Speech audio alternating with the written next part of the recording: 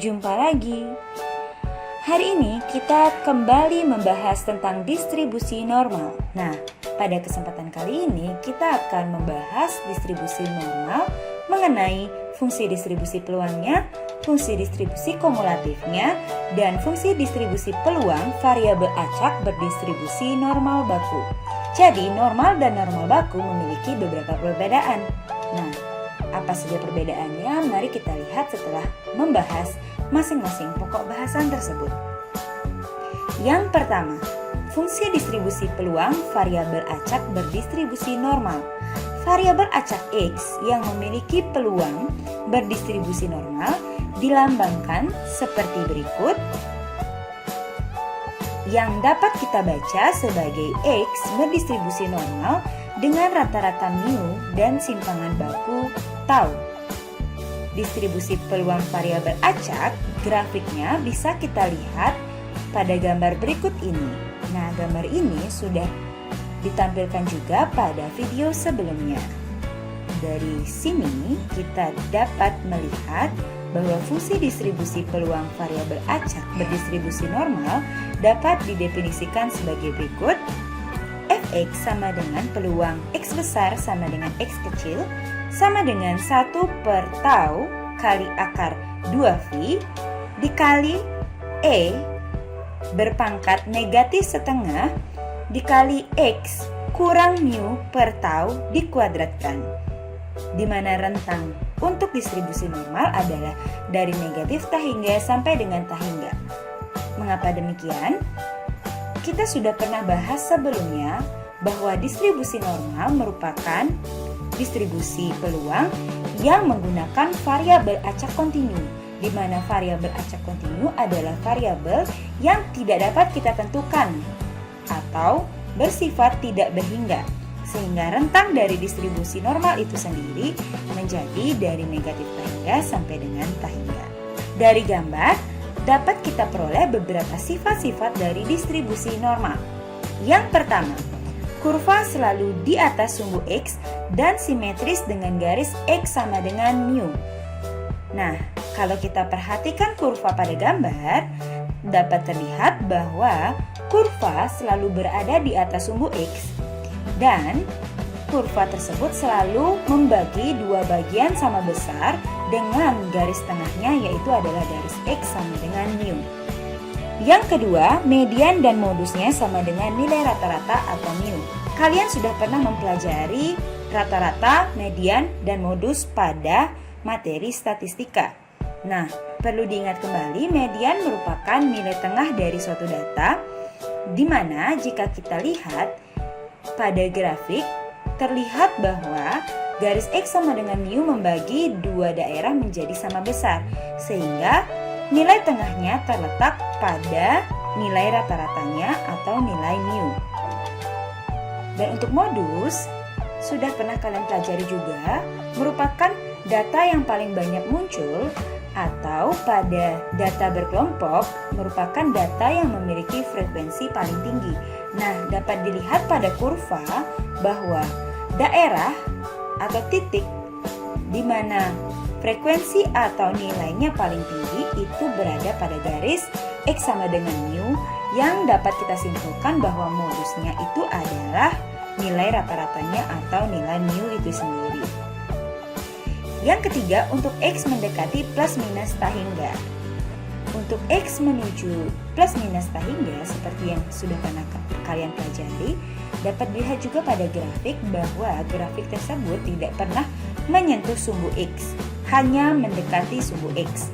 Sehingga yang keempat, luas daerah di bawah kurva sama dengan 1.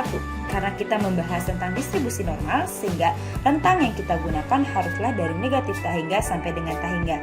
Sehingga rumus luas daerahnya menjadi integral negatif tahingga sampai tahingga fx dx, atau sama dengan integral negatif tahingga sampai tahingga. Nilai fx-nya dapat kita ganti dengan persamaan yang sudah disampaikan sebelumnya seperti berikut.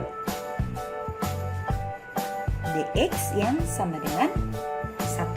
Jadi luas daerah di bawah kurva selalu sama dengan 1. Jadi jika dia membagi dua bagian daerah sama besar, bagian di sebelah kanan bernilai peluang 0,5, bagian sebelah kiri juga bernilai peluang 0,5. Kelima adalah peluang variabel acak berdistribusi normal pada interval A sampai dengan B sama dengan luas daerah di bawah kurva fx yang dibatasi oleh x sama dengan A dan x sama dengan B. Ingat bahwa normal itu memiliki batas dari negatif tahingga sampai tahingga. Jika kasus khususnya membahas tentang rentang dari A sampai B, jadi dia akan dibatasi atau kurva tersebut akan dibatasi oleh garis X sama dengan A dan garis X sama dengan B. Sehingga peluang variabel acak berdistribusi normal pada interval A sampai dengan B dapat dinyatakan dengan peluang A kurang dari X kurang dari B sama dengan 1 per tau akar 2V dikali integral dari A sampai dengan B fungsi E pangkat negatif setengah kali X kurang mu per tau dikuadratkan dx. Nah, itu untuk fungsi distribusi peluang variabel acak berdistribusi normal. Selanjutnya kita akan membahas tentang fungsi distribusi kumulatif variabel acak berdistribusi normal. Fungsi distribusi kumulatif variabel acak berdistribusi normal didefinisikan sebagai f besar x sama dengan peluang x besar kurang dari sama dengan x kecil yang sama dengan integral dari negatif tahingga sampai dengan tahingga dari fungsi fx dx, di mana sama dengan 1 per tau akar 2v kali integral negatif tahingga sampai dengan x. Ingat, untuk fungsi distribusi kumulatif, batas atasnya selalu kita gunakan berupa variabel, bukan tahingga. Jadi yang kita gunakan di batas atas selalu berupa variabel. Dari E pangkat negatif setengah kali X kurang mu per tau dikuadratkan dx. Dan peluang variabel acak berdistribusi normal pada interval A sampai dengan B dinyatakan sebagai berikut. Peluang A kurang dari X kurang dari B yang sama dengan F besar B kurang F besar A yang sudah pernah kita bahas pada video sebelumnya mengenai fungsi distribusi kumulatif variabel acak kontinu. Jadi rumus yang digunakan tetap sama, tetapi untuk definisi fx itu sendiri, di mana distribusi normal memiliki definisi sendiri untuk fungsi fx-nya.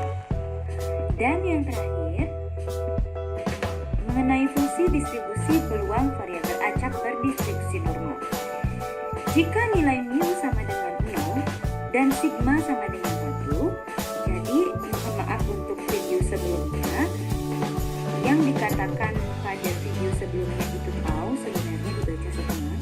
Jadi sigma sama dengan 1 diperoleh distribusi normal baku standar dan variabel acak z berdistribusi normal baku dilambangkan dengan peluang variabel acak berdistribusi normal baku dengan mu 0 dan sigma sama dengan 1. Jadi fungsi distribusi peluang variabel acak z berdistribusi normal baku 0,1 didefinisikan sebagai berikut.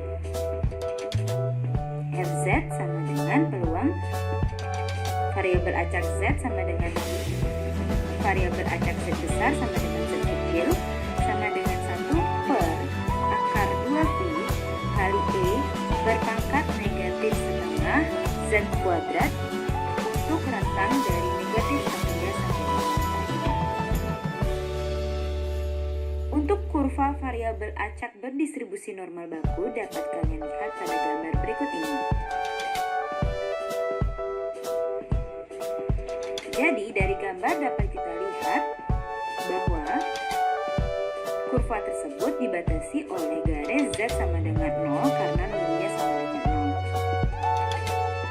Dan dapat kita ketahui juga bahwa fungsi distribusi kumulatif variabel acak berdistribusi normal baku dapat didefinisikan sebagai berikut. F besar z sama dengan peluang z besar kurang dari sama dengan z kecil sama dengan integral dari negatif tahingga sampai dengan z fz dz. Ingat bahwa distribusi kumulatif berarti rentang atasnya berupa variabel yang sama dengan 1 per sigma akar 2pi kali integral dari negatif tahingga sampai dengan z E berpangkat negatif setengah z dz. Jadi kalian ingat kembali materi tentang integral sekian materi yang kita pelajari hari ini. Untuk mempermudah kita memahami materi tadi, mari kita perhatikan contoh soal berikut ini. Perhatikan soal berikut ini. Dari data tinggi badan 500 siswa di suatu SMA diperoleh rata-rata 154 cm dan simpangan baku 16 cm.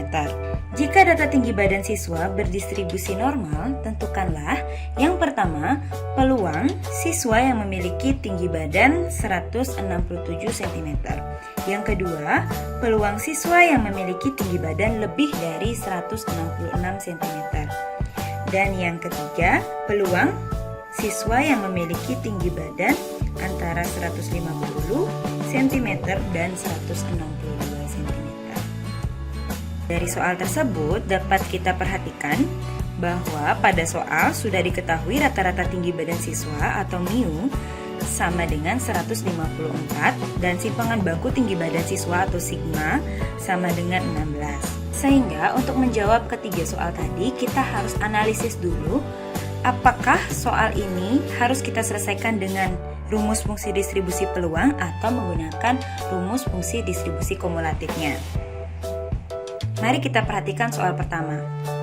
Jadi soal pertama menyatakan bahwa peluang siswa yang memiliki tinggi badan 167 cm, yang artinya sama dengan 167. Seperti yang sudah pernah kita pelajari sebelum-sebelumnya, bahwa jika menggunakan tanda persamaan atau sama dengan, berarti yang harus kita gunakan adalah rumus fungsi distribusi peluang atau F kecil X-nya. Jadi tinggal kita substitusikan ke rumus fungsi distribusi peluang variabel acak berdistribusi normal, yaitu 1 per sigma akar 2V kali E berpangkat negatif setengah dikali X min mu per sigma dikuadratkan. Nah, tinggal kalian substitusikan X-nya 167, mu-nya 154, dan sigma-nya 16. Diperoleh seperti pada gambar. Nah, untuk 16-nya boleh kalian substitusi ke dalam akar 2V, boleh tidak, tergantung pada soal. Maksudnya adalah jika pada soal pilihan ganda terdapat option di mana tidak ada angka di luar akar 2V, itu berarti bahwa sigma disubstitusi ke dalam akar 2V. Cara mensubstitusi sigma adalah dengan mengkuadratkan nilai dari sigma itu. Dengan mensubstitusi nilai sigma ke dalam akar 2V, caranya adalah dengan mengkuadratkan nilai dari sigma tersebut, di mana kita tahu bahwa 16 kuadrat itu sama dengan 256, yang jika kita substitusikan ke dalam akar 2V akan menjadi 2V dikali 256, yaitu sama dengan akar 512V, sehingga akan menjadi 1 per akar 512V kali E berpangkat negatif setengah dikali 167 kurang 154 per 16 dikuadratkan. Tinggal dioperasikan, 167 dikurang 154 tambah dengan 13 per 16 dikuadratkan terlebih dahulu, sehingga nanti akan menghasilkan 116 per 256, baru dikalikan dengan negatif setengah, sehingga menghasilkan negatif 169 per 512, sehingga kita peroleh fungsi akhirnya adalah 1 per akar 512V kali E berpangkat negatif 169 per 512. Untuk mencari nilai eksaknya dapat kalian cari dengan menggunakan bantuan kalkulator atau media hitung lainnya. Karena jika kita cari secara manual itu akan menghabiskan waktu yang sangat lama karena angkanya sangat besar. Selanjutnya untuk soal kedua itu mencari peluang siswa yang memiliki tinggi badan lebih dari 166 cm. Nah, seperti yang kita ketahui, jika terdapat pertidaksamaan seperti lebih dari atau kurang dari, itu berarti mencirikan bahwa kita harus menggunakan rumus dari fungsi distribusi kumulatifnya. Sehingga yang kita gunakan adalah F besar X yang sama dengan 1 per sigma akar 2V kali integral negatif hingga sampai dengan X dari E berpangkat negatif setengah X min mu per sigma dikuadratkan. Nah, hati-hati pada soal ini tandanya adalah lebih besar. Sedangkan dari rumus yang kita punya adalah kurang dari. Sama seperti yang sudah kita pelajari sebelum-sebelumnya, sehingga kita rubah dulu peluang X lebih besar 166 ini menjadi 1 kurang peluang X kurang dari 165. Sehingga kemudian tinggal kita substitusikan ke persamaannya. Biasanya untuk soal yang membahas materi ini tidak perlu kalian cari nilai eksaknya, cukup sampai bentuk paling sederhana dari fungsi distribusi itu sendiri. Selanjutnya dapat kalian lihat penyelesaiannya pada gambar berikut ini.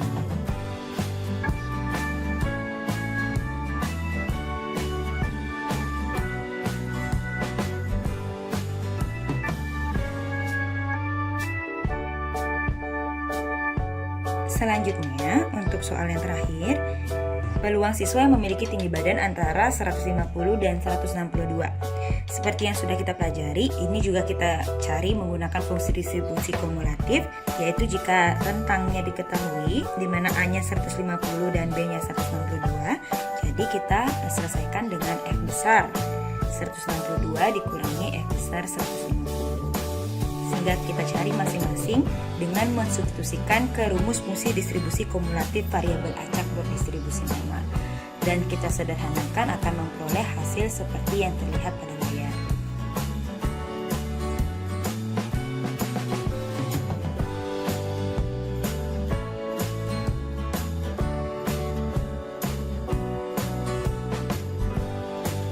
Oke, jadi sekian pembahasan dari soal tersebut. Nah, jika kalian ingin mencari tahu bagaimana cara mencari nilai peluang distribusi normal dengan lebih mudah, materi tersebut akan kita pelajari pada materi selanjutnya, yaitu mengenai menentukan peluang dari variabel acak berdistribusi normal dengan menggunakan tabel.